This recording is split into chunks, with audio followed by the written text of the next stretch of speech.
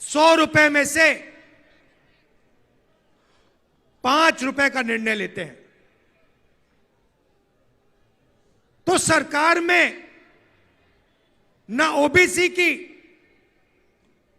ना दलित की, ना आदिवासी की भागीदारी है।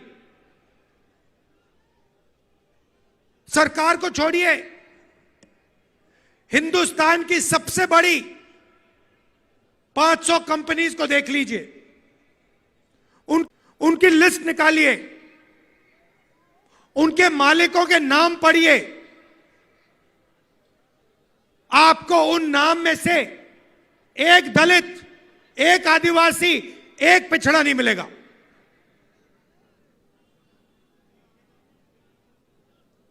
देख लीजिए, अखबारों को देख लीजिए, टीवी को देख लीजिए, एक मालिक ओबीसी वर्ग, दलित वर्ग, आदिवासी वर्ग का आपको नहीं मिलेगा। रिपोर्टर मिल जाएंगे, उनको भी कोने में बैठा रखा है, जो उनके दिल में वो बोल नहीं पा रहे हैं। मगर सीनियर मैनेजमेंट में और मालिकों में आपको एक ओबीसी, एक दलित, एक आदिवासी नहीं मिल सकता।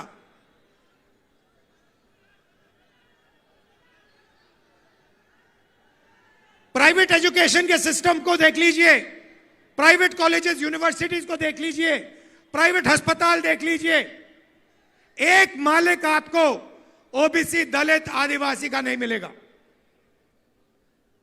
तो मैं सिर्फ यह सवाल पूछ रहा हूं कि अगर हम सामाजिक न्याय की बात कर रहे हैं तो यह तो स्पष्ट है कि हिंदुस्तान के किसी भी सेक्टर में पिछड़ों को, आदिवासियों को, दलितों को न्याय नहीं मिल रहा है। अब सवाल बनता है, पहला कदम क्या होना चाहिए? किसी को चोट लगती है, पहला काम डॉक्टर कहता है, पैर में चोट लगती है, पहला काम डॉक्टर कहता है ऐसे करो, एक्सरे जाके कर लो। एक्सरे करने के बाद साफ पता लग जाता है कि हड्डी कहां से टूटी है। सही बात? मैं सिर्फ यह कह रहा हूं, कि समय आ गया है कि हिंदुस्तान का एक एक्सरे हो जाए।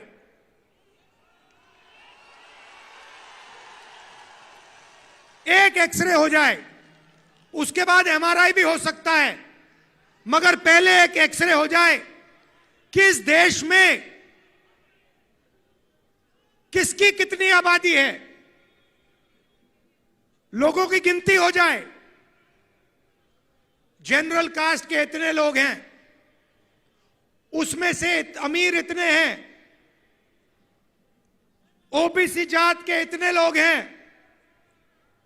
उसमें से अमीर इतने हैं, गरीब इतने हैं, किसान इतने हैं, मजदूर इतने हैं, भूखे इतने हैं, आदिवासी के इतने लोग हैं, इसमें आदिवासियों में अलग अलग ट्राइब्स के इतने इतने लोग हैं, दलित इतने हैं, इसमें दलितों में ये अलग अलग लोग हैं, ये भूखे मर रहे हैं, ये मजदूरी कर रहे हैं, ये सड़क बना रहे हैं। बस मैं यही कह रहा हूं, सामाजिक न्याय का यही मतलब है, और सामाजिक न्याय का पहला कदम देश का एक्सरे करना है। अब बात समझिए, नीतीश जी कहां फंसे, मैं आपको बताता हूं। मैंने नीतीश जी से साफ कह दिया कि देखिए, आपको जाति जनगणना बिहार में करनी पड़ेगी, हम आपको छूट नहीं देंगे।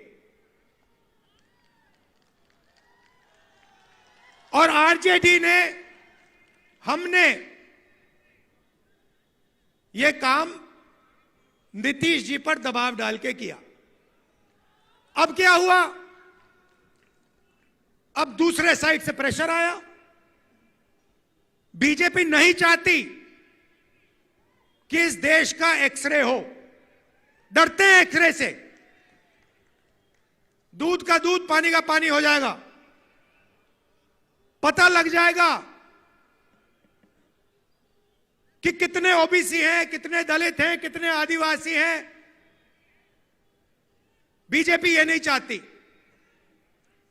बीजेपी चाहती है कि आपका इधर ध्यान जाए, उधर ध्यान जाए, आगे पीछे ध्यान जाता जाए, मगर सामाजिक न्याय पे गलती से भी आपका ध्यान ना चला जाए।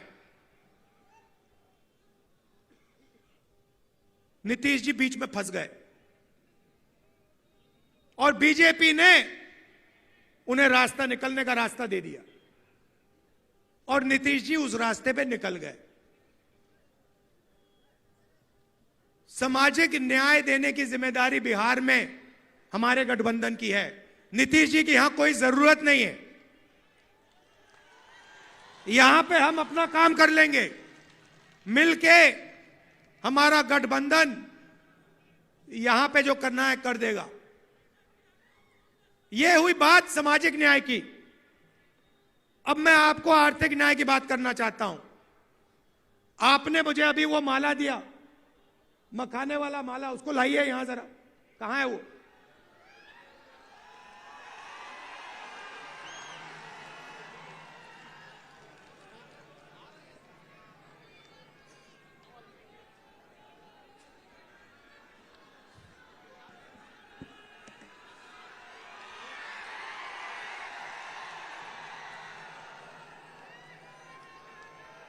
मैं 1 मिनट में आपको आर्थिक अन्याय समझाने जा रहा हूं।